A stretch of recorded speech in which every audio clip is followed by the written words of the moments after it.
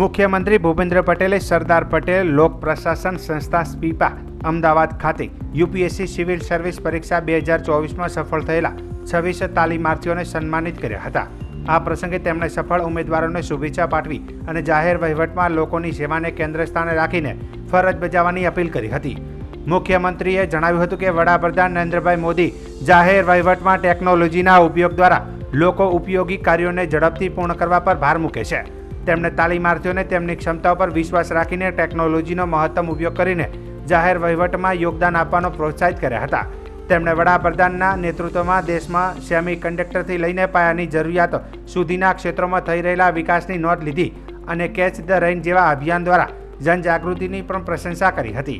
સ્પીપાના director general Harit શુક્લાએ સ્વાગત પ્રવચનમાં સૌને આવકાર્યું અને સંસ્થાના ભાવિ આયોજનોની રૂપરેખા રજૂ કરી હતી। તેમણે રાજ્ય સરકાર દ્વારા સિવિલ સર્વિસની તૈયારી માટે અપાતી સહાયમાં કરાયેલા વધારાની વિગતો જણાવી। તેમણે ઉમેર્યું હતું કે સ્પીપા અને રાજ્ય સરકારની યોજનાઓ ગુજરાતના યુવાનોને સફળતાના શિખરો પર સર કરવામાં સંપૂર્ણ સહયોગ આપે છે। ગુજરાતના ઇતિહાસમાં યુપીએસસી 2024નું પરિણામ સર્વશ્રેષ્ઠ રહ્યું છે, જેમાં સ્પીપાના 26 તાલીમાર્થીઓએ ઉત્કૃષ્ટ પ્રદર્શન કર્યું હતું। સમારોહમાં સન્માનિત તાલીમાર્થીઓએ પોતાના અનુભવો શેર કર્યા હતા।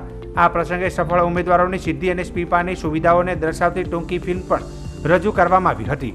આ કાર્યક્રમમાં વેજલપુરના ધારાસભ્ય અમિતભાઈ ઠાકર, પૂર્વ મુખ્ય સચિવ પી.કે. લહેરી, તાલીમાર્થીઓના પરિવારજનો, સ્પીપાના અધિકારી કર્મચારીઓ સહિત અન્ય મહાનુભાવો ઉપસ્થિત રહ્યા હતા।